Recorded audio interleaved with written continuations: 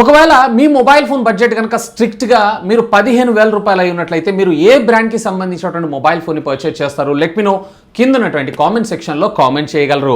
ఇక నిన్న అఫీషియల్గా శాంసంగ్ తన ఎఫ్ సిరీస్లో మరొక mobile phone F23 5G mobile ఫోన్ని అఫీషియల్గా లాంచ్ చేయడం జరిగింది.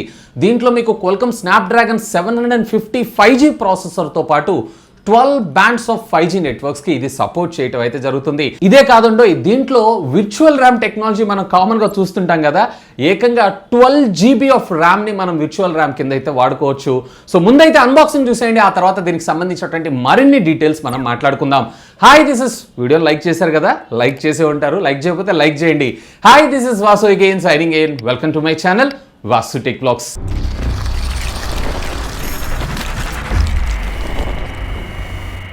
సో ఫ్రెండ్స్, ఇది మనకి రీటైల్ బాక్స్ అయితే ఈ విధంగా రావడం జరుగుతుంది. Galaxy F23 5G by Samsung అని చెప్పి, అలాగే ప్రోడక్ట్ సంబంధించినటువంటి ఇమేజ్. ఇక లెఫ్ట్ సైడ్ ఏం లేదు, రైట్ సైడ్ మీకు బ్రాండింగ్, అలాగే బ్యాక్ సైడ్ మీరు చూసారు అన్నట్లయితే దీనికి సంబంధించినటువంటి మరిన్ని డీటెయిల్స్ లైక్ దీని డిస్ప్లే, అలాగే ట్రిపుల్ కెమెరా లెన్స్ సెటప్తో పాటు స్నాప్డ్రాగన్కి సంబంధించినటువంటి 7 సిరీస్, అలాగే దీనిలో బాక్స్ కంటెంట్ కూడా మనకి ఇక్కడ రావడం జరిగింది. అండ్ దీంట్లో మీకు ఛార్జింగ్ అడాప్టర్ అనేది ప్రొవైడ్ చేయలేదు. సో మిడ్ రేంజ్లో కూడా ఛార్జర్ తీసేసేటువంటి ట్రెండ్ని శాంసంగ్ అయితే ఫస్ట్ ఇనిషియల్ చేసింది. ఆ వార ప్రైస్ కొంచెం తక్కువగా తీసుకొస్తే బాగుంటుందని నా అభిప్రాయం. ఎనీవే సీల్స్ని అయితే మనం ట్యాంపో చేసి బాక్స్ లోపల కంటెంట్ ఏమేమి ఉన్నాయి ఏంటి అనేది ఒక లుక్ వేసేద్దాం. సో ఫ్రెండ్స్, ఇది బాక్స్ ఓపెన్ చేయగానే ఇక్కడ మనకి మరొక కార్టన్ బాక్స్ని అయితే ప్రొవైడ్ చేశారు. అఫ్ కోర్స్ దీంట్లో ఏముంటుందో మీ అందరికీ తెలిసిందే. దీనికి సంబంధించినటువంటి సిమ్ ఎజెక్టింగ్ పిన్, అలాగే కొన్ని యూజర్ మాన్యువల్స్ని ప్రొవైడ్ చేశారు అంతే. సో ఇక్కడ మనకు ఒక USB Type-C కి సంబంధించినటువంటి కేబుల్ని ప్రొవైడ్ చేశారు. పర్లేదు, బిల్ట్ క్వాలిటీ కూడా బాగానే ఉంది. సో వీటిని పక్కకు పెట్టేసి ultimately the king of the show ఇక్కడ మీరు చూడొచ్చు. ఇక్కడ మనకు పంపించిన కలర్ ఏదైతే ఉందో గ్రీన్ కలర్. సో డిజైన్ మాత్రం చాలా చాలా చాలా బాగుంది. ఒక రకంగా చెప్పాలంటే ఎఫ్ సిరీస్లో ఆ ప్రీమియం సెగ్మెంట్ మొబైల్ ఫోన్ కింద, అంటే డిజైన్ కింద మనం దీన్ని అయితే కన్సిడర్ చేయొచ్చు. సో ఇక్కడ చూసారు కదా, the beautiful green colour. So rare triple camera lens setup కూడా శాంసంగ్ గెలాక్సీ S21 సిరీస్ ఎలా అయితే ఉంటుందో సేమ్ అదే విధంగా మనకు రావటం అయితే జరిగింది. సో సైడ్స్ మనకి బాడీ అంతా కూడా పాలీకార్బన్కి సంబంధించినటువంటి ప్లాస్టిక్ మెటీరియల్ యూజ్ చేశారు. ఈవెన్ బ్యాక్ సైడ్ కూడా మనకి ప్లాస్టిక్ మెటీరియలే, కానీ చూడటానికి మ్యాటీ ఫినిష్ని మనకు ప్రొవైడ్ చేశారు. వేర్ మనకి ఇక్కడ ఫింగర్ ప్రింట్ని అయితే ఇది అట్రాక్ట్ చేయదు. సో ఫ్రంట్ మీరు చూసారన్నట్టయితే 6.6 ఇంచెస్కి సంబంధించినటువంటి ఫుల్ HD+ IPS డిస్ప్లేని మన ముందు తీసుకొచ్చారు. కాకపోతే ఇక్కడ 120 Hz రిఫ్రెష్ రేట్ మనకు రావడం జరుగుతుంది. సో ఇది AMOLED తెచ్చుంటే బాగుండేదని నా అభిప్రాయం. So anyway price matters. So right side మీరు చూసారంటే వాల్యూమ్ అప్ అండ్ డౌన్ బటన్స్తో పాటు సైడ్ మౌంటెడ్ ఫింగర్ ప్రింట్ స్కానర్ని. సో బాటమ్ మీరు చూసారన్నట్టయితే ప్రైమరీ స్పీకర్, అలాగే USB Type-C communication port, primary మైక్రోఫోన్తో పాటు 3.5mm జాక్ని మనకు ప్రొవైడ్ చేయడం జరిగింది. ఇక లెఫ్ట్ సైడ్ మీరు చూసారన్నట్టయితే సిమ్ కార్డ్ స్లాట్, అలాగే టాప్ మీకు సెకండరీ నాయిస్ క్యాన్సిలేషన్ మైక్రోఫోన్ మనకు ప్రొవైడ్ చేయడం జరిగింది. సో ఒకసారి దీనికి సంబంధించినటువంటి సిమ్ కార్డ్ స్లాట్ కూడా ఎలా ఇచ్చారు ఏంటి అనేది చూసేద్దాం. డెడికేటెడ్ మెమరీ కార్డ్ స్లాట్ ని మనకు ప్రొవైడ్ చేశారు. అంటే అట్ ఏ టైం మీరు 2 సిమ్ కార్డులతో పాటు మెమరీ కార్డ్ ని కూడా యూస్ చేయొచ్చు. So friends, here it is. మనకి ఇక్కడ ఫోన్ అయితే బూట్ అయిపోయింది. అఫ్ కోర్స్ బ్లాట్వేర్ కూడా పర్వాలేదు, బాగానే ఉంది. ఒకవేళ మీకు రిక్వైర్మెంట్ లేదు అన్నట్లయితే వాటిని సెలెక్ట్ చేసుకొని అన్ఇన్స్టాల్ చేశారు అన్నట్లయితే అన్ఇన్స్టాల్ అయితే అవుతుంది. ఇక దీంట్లో మనకి డిఫాల్ట్ డైలర్ వచ్చేటప్పటికి శాంసంగ్ డైలర్ ఇచ్చారు. ఇదొక మంచి విషయం. ఎవరైతే డిఫాల్ట్గా మీరు కాల్ రికార్డింగ్ ఇట్లాంటివి కావాలనుకుంటున్నారో వాళ్ళందరికీ కూడా ఇదొక గుడ్ న్యూస్. మెసెంజర్ కూడా డిఫాల్ట్గా మనకి శాంసంగ్ మెసెంజర్ని మనకు ప్రొవైడ్ చేయడం జరిగింది. సో ఫస్ట్ ఇనిషియల్గా మనం సెట్టింగ్స్లోకి వెళ్ళి ఇంకా దీని లోపల ఏమేమి ఇచ్చారు ఏంటి అనే ఇన్ఫర్మేషన్ అంతా కూడా ఒకసారి అయితే చెక్ చేద్దాం. సో నేను ఇక్కడ అబౌట్ ద ఫోన్లోకి వెళ్తున్నాను. ఇక్కడ మీరు చూడొచ్చు సాఫ్ట్వేర్ ఇన్ఫర్మేషన్లో ఆండ్రాయిడ్ వర్షన్ 12, అది కూడా అవుట్ ఆఫ్ ద బాక్స్ మనకి One UI 4.1 తోటి మన ముందు తీసుకొని రావడం అయితే జరిగింది. సో ఇది ఒక మంచి విషయం. ఈ బడ్జెట్ సెగ్మెంట్లో ముఖ్యంగా మిగతా కంపెనీస్ అన్ని కూడా ఖచ్చితంగా దీన్ని అయితే ఫాలో అవ్వాల్సిందే. ఇక సాఫ్ట్వేర్ అప్డేట్స్ గురించి నేను స్పెషల్గా మీకు శాంసంగ్ గురించి చెప్పాల్సిన అవసరం అయితే లేదు. అండ్ దీంట్లో మీకు డిస్ప్లే వచ్చేటప్పటికే మాక్సిమం రిఫ్రెష్ రేట్ 120 Hz దాకా మనకి ఇది సపోర్ట్ చేయడం అయితే జరుగుతుంది. సో ఇక్కడ మీరు చూడొచ్చు, నేనైతే డార్క్ మోడ్ని సెట్ చేసుకుంటున్నాను. సో మీకు బెటర్ వ్యూయింగ్ ఎక్స్పీరియన్స్ అయితే రావడం జరుగుతుంది. అండ్ అఫ్ కోర్స్ ఇక్కడ మీకు టచ్ సెన్సిటివ్ని కూడా ఇంకా మీకు రిక్వైర్మెంట్ కావాలనుకుంటున్నారు అన్నట్లయితే కనుక పెంచుకొని ఇంక్రీజ్ కూడా చేసుకోవచ్చు. అండ్ ఇక్కడ ఫింగర్ ప్రింట్ అన్లాక్ కూడా పర్వాలేదు, మనకి క్వైట్ డీసెంట్ ఫాస్ట్ గానే అన్లాక్ అవుతుంది. సో ఇక్కడ మనకి కెమెరా డిపార్ట్మెంట్ విషయానికి వచ్చారు అన్నట్లయితే ఇది మనకి అల్ట్రా వైడ్ యాంగిల్ అలాగే నార్మల్ 1x జూమ్ లో మనం క్యాప్చర్ చేయొచ్చు. ఈవెన్ జూమింగ్ లో కూడా మీరు 2x 4x అలాగే 10x జూమ్ దాకా వెళ్ళొచ్చు. ఆఫ్ కోర్స్ 50 మెగాపిక్సెల్ కెమెరా మనకు ప్రొవైడ్ చేయడం జరిగింది. ఇక ఇదే కాదు, సో రెగ్యులర్ గా మీరు తీసుకునేటువంటి ఫోటోగ్రాఫ్స్ ఏవైతే ఉన్నాయో లైక్ ఇందులో మనకి వీడియోలో కూడా మీరు వచ్చేటప్పటికే ఫుల్ హెచ్డీలో 1000 అలాగే అల్ట్రా హై డెఫినేషన్ అంటే 4Kలో కూడా మీరు వీడియోస్ని అయితే రికార్డ్ చేయొచ్చు 30 FPSలో. ఈవెన్ ఫ్రంట్ సైడ్ మీరు చూసారన్నట్లయితే కనుక ఫుల్ హెచ్డీ లేదా హెచ్డీ రెడీలో మీరు వీడియోస్ని అయితే రికార్డ్ చేయొచ్చు. సో ఫ్రెండ్స్ ఒకసారి దీని వెయిట్ కూడా ఎంత ఉంది ఏంటి అనేది కూడా మనం చెక్ చేద్దాం. సో ఇది ఓవరాల్గా అరౌండ్ 199 గ్రామ్స్ దాకా మనకు రావడం అయితే జరుగుతుంది. సో ఫ్రెండ్స్ ఇక దీంట్లో కొన్ని వీడియో శాంపిల్స్ను కూడా చూద్దాం. ఆడియో క్వాలిటీ కూడా ఒకసారి అయితే అబ్జర్వ్ చేయండి. సో నిజంగా కలర్ సాచురేషన్ లెవెల్స్ అయితే ఈవెన్ ఐపీఎస్ డిస్ప్లే అయినా కానీ చాలా బాగా జనరేట్ చేస్తుంది. ఆడియో క్వాలిటీ కూడా ఇది సింగిల్ స్పీకర్ అయినా కానీ చాలా లౌడ్గా ఉంది.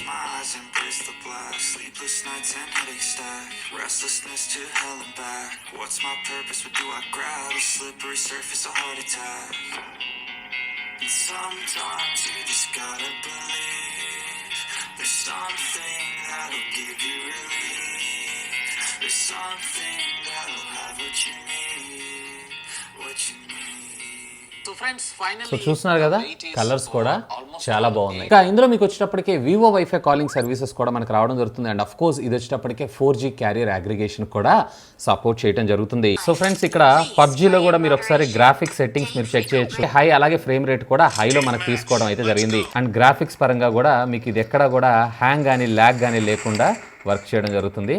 సో బడ్జెట్ గేమర్స్ ఎవరైతే ఉన్నారో వాళ్ళు కూడా దీనిపైన ఒక లుక్ వేయచ్చు. సో ఎక్కడ హ్యాంగ్ కానీ ల్యాగ్ కానీ లేదు. సో ఫ్రెండ్స్ చూసారు కదా అన్బాక్సింగ్ కూడా అయితే. ఇనిషియల్ గా ఫస్ట్ ఆఫ్ ఆల్ దీని డిజైన్ అండ్ బిల్డ్ గురించి మనం మాట్లాడుకుందాం. డిజైన్ అయితే నాకు Samsung previous generation of S21 series కి సంబంధించినటువంటి డిజైన్ లాగా రావడం జరుగుతుంది. ముఖ్యంగా చెప్పాలన్నట్టయితే ఈ కెమెరా బంప్ ఏదైతే ఉందో అది ఎక్స్క్లూజివ్ గా.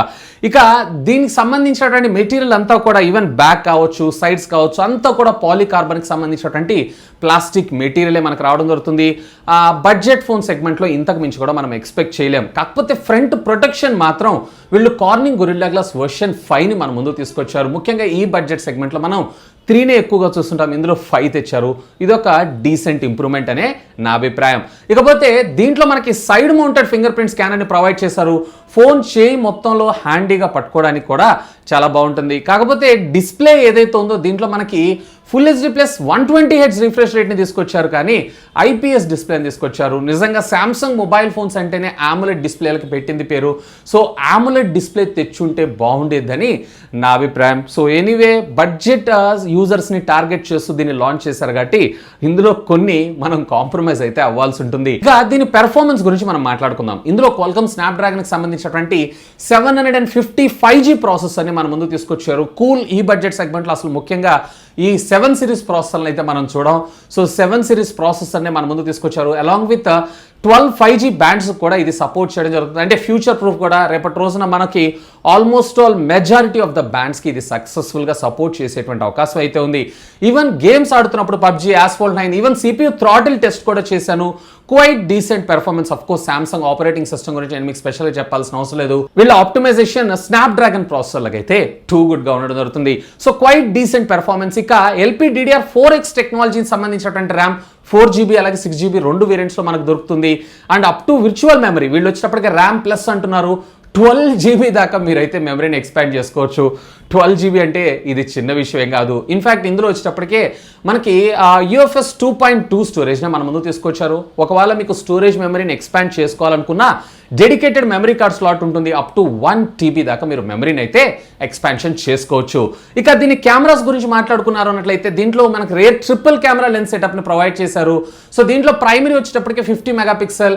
సో ఫీల్డ్ ఆఫ్ వ్యూ అంతా కూడా బాగానే ఉంది. క్వైట్ డీసెంట్ ఫోటోగ్రాఫ్స్ని అయితే క్యాప్చర్ చేస్తుంది. ఇక 8 megapixel ultra wide wide angle, ఎవరైతే వ్లాగింగ్ చేస్తారో ముఖ్యంగా వాళ్ళకి ఇది చాలా బాగా ఉపయోగపడటం జరుగుతుంది. బట్ ఇందులో ఉండేటువంటి 2 మెగాపిక్సెల్ మ్యాక్రో లేదా డెప్త్ సెన్సార్ కోసం వాడుతుంటారు కదా, సో ఇది ఇంకా కొంచెం ఇంప్రూవ్ అయితే అవ్వాల్సి ఉంటుంది ఖచ్చితంగా.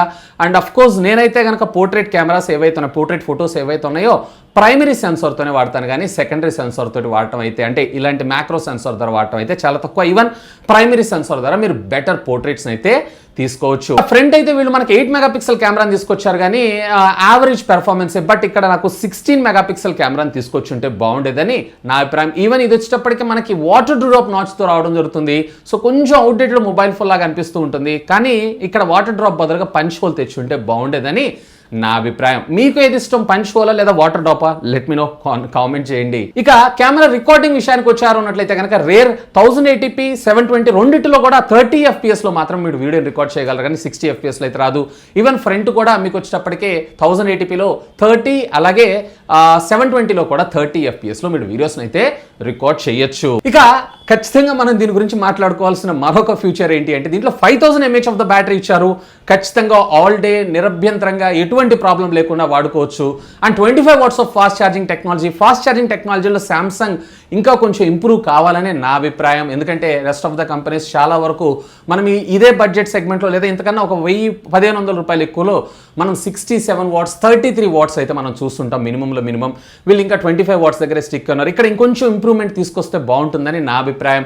ఎనీవే బడ్జెట్ సెగ్మెంట్లో కాస్ట్ కటింగో మరేమో దీన్ని బడ్జెట్లో తీసుకొని రావాలన్న ఉద్దేశంతో వీళ్ళైతే బాక్స్లో మనకి ఏ విధమైనటువంటి ఛార్జర్ని ప్రొవైడ్ చేయరు.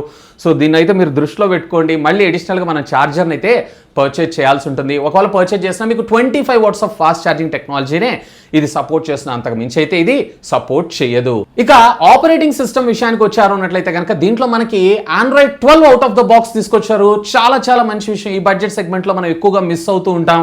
అండ్ అఫ్ కోర్స్ దీంట్లో మనకి ప్రామిస్డ్గా 2 మేజర్ ఆండ్రాయిడ్ అప్డేట్స్, అంటే ఆండ్రాయిడ్ 13, ఆండ్రాయిడ్ 14 మనకు రావడం జరుగుతుంది. And of course security patches విషయానికి వచ్చారు అన్నట్లయితే 4 years అప్డేట్ అంటే ఇది చిన్న విషయం కాదు. Only Samsung can do this in the Android segment అనే నా అభిప్రాయం. So quite decent performance. Even Samsung Snapdragon optimization అయితే ఎక్స్ట్రాడనరీ. ఎక్కడ కూడా మీకు ల్యాగ్ కానీ హ్యాంగ్ కానీ లేకుండా ఇది వర్క్ చేయగలదు. ఒక డిఫాల్ట్ ఫోన్కి ఏమి కావాలో వాటిని ఖచ్చితంగా ఇందులో ఇంప్లిమెంట్ చేశారు. సో ఓవరాల్గా చెప్పాలన్నట్లయితే మంచి ప్యాకేజ్. బట్ ఇక ఫైనల్గా ప్రైజింగ్ విషయానికి వద్దాం. 17,499 రూపాయలు 4+64, అలాగే 18,499 రూపాయలు 6+64 GB, అంటే 1000 రూపాయలు మాత్రమే తేడా ఉండడం జరిగింది.